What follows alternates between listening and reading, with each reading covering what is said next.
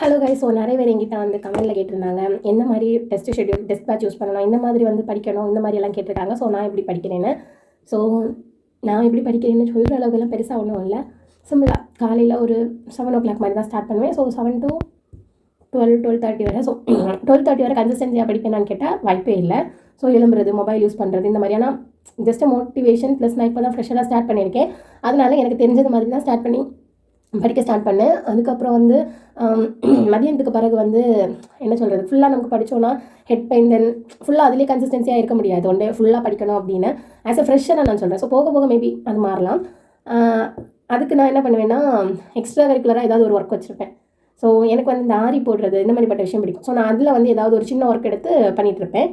தென் fresh ஆகிட்டு அதுக்கப்புறம் evening வந்து தமிழ் வந்து இந்த மாதிரி ஒரு நோட் வச்சுருக்கேன். ஓகேவா, எதுக்குன்னா இதில் வந்து உங்களுக்கு தெரியுதான்னு பார்த்துக்கோங்க, ஜர்னல். ஸோ இதில் பார்த்துக்கோங்க, இந்த மாதிரிலாம் எழுதி வச்சுருப்பேன். எழுதுறது மீன்ஸ் அவங்க ஒவ்வொருத்தவங்களோட குறிப்பு வந்து டெய்லி நைட் வந்து ஒரு நோட்ஸாக எடுப்பேன்.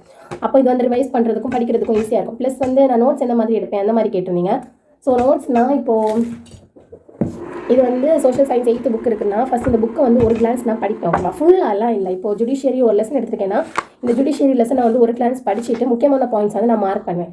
ஸோ மார்க் பண்ணி வச்சுட்டு இதில் வந்து எனக்கு என்னெல்லாம் பாயிண்ட் எனக்கு ரிப்பீட் பண்ணணும் அந்த மாதிரி தோணுதோ நான் அதை வந்து நோட்ஸாக எடுத்துப்பேன். சிலது வந்து இப்போ ஃபார் எக்ஸாம்பிள் வந்து கொலோனியல் ரூல் எந்த டைம் வந்துச்சு, இந்த மாதிரி நான் எடுக்கிறதும் உண்டு. ப்ளஸ் அதை கொஞ்சம் ப்ரீஃபாகவும் எடுத்து வைப்பேன். எனக்கு எந்த மாதிரி புரியும் அதை பேஸ் பண்ணி தான் நான் எடுத்து வைப்பேன். ஓகேவா, நோட்ஸு.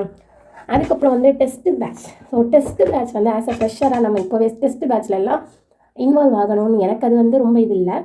பிகாஸ் நான் ஏன் அப்படி சொல்கிறேன்னா, இப்போது நம்ம ஃப்ரெஷராக ஸ்டார்ட் பண்ணியிருக்கோம். டெஸ்ட் பேட்ச்சில் நம்ம வந்து டெஸ்ட்டு போடுறோம். இப்போ ஒரு 100, 150 or 100 மார்க்குக்கு போட்டு நமக்கு 20, 25, 30 இந்த மாதிரி வரும்போது நமக்கு என்ன ஆகும்னா டிமோட்டிவேட் ஆகும். ஓகேவா, நார்மலாக அது எல்லாருக்கும் ஆகுறது தான்.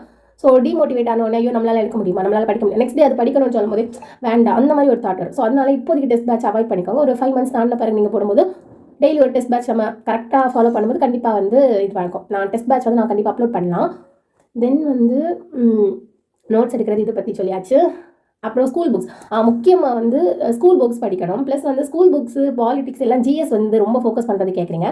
ஆனால் எனக்கு தனிப்பட்ட முறையில் எனக்கு என்ன தெரியுமா, ஃபஸ்ட்டு தமிழ் ஃபோக்கஸ் பண்ணணும் அப்படின்னு ஒரு இது இருக்குது.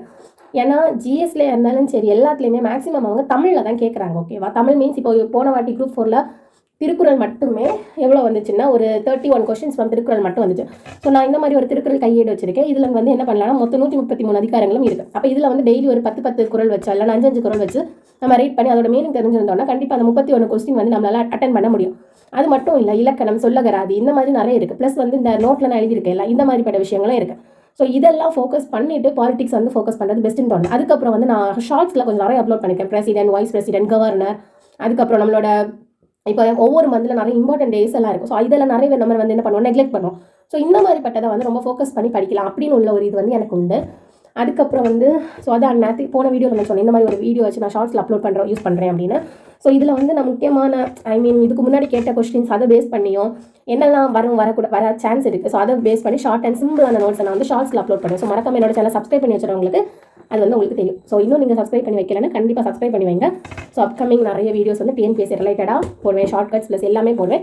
ஸோ உங்களுக்கு யூஸ்ஃபுல்லாக தான் இருக்கும். ஸோ மறக்காம என்னோட சேனல் என்ன பண்ணி வச்சுக்கோங்க, சப்ஸ்கிரைப் பண்ணி வச்சுக்கோங்க, வீடியோக்கு லைக் போட்டு கமெண்ட் பண்ணுங்கள். ஏதாவது உங்களுக்கு ஃபர்தராக டீட்டெயில்ஸ் ஏதாவது வேணும், என்னோட டெலிகிராம் சேனல் வந்து ஸ்டார்ட் பண்ணியிருக்கேன். ஸோ அந்த சேனலில் போய் கேளுங்க. ஓகேவா, ஸோ உங்களுக்கு மட்டும் இல்லை, அது மற்றவங்களுக்கும் கொஞ்சம் யூஸ்ஃபுல்லாக இருக்கும் ஃபர்தராக ஜாயின் பண்ணுறவங்களுக்கும்.